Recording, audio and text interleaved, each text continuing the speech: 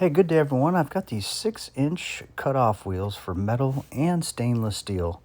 It's compatible with angle grinders, which is what I'm going to use here, a nice big DeWalt angle grinder. It's ultra sharp, durable, there's no burning. You get 25 of these in a pack and it leaves the surface burr-free.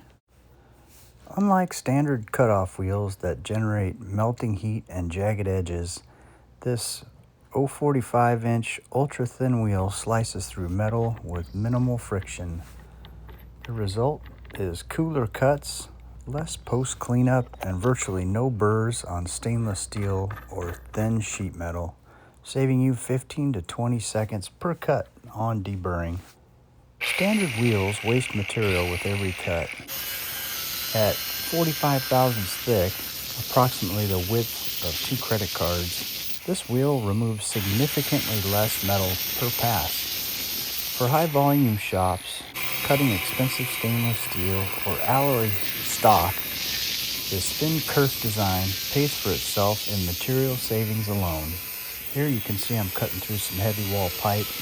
Many times when you get a bulk pack, they hide the inconsistency. Sometimes you get a couple cutting wheels that cut fast, and the third one will bind or wear unevenly.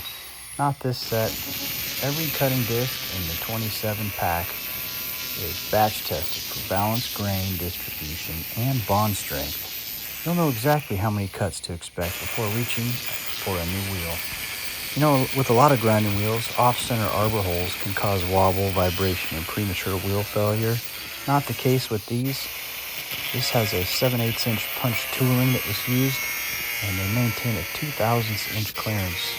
Mounting is smooth, rotation is true, and your angle grinder stays balanced even during extended cutting sessions on rebar, conduit, or exhaust tubing. Really happy with this. Thanks for watching.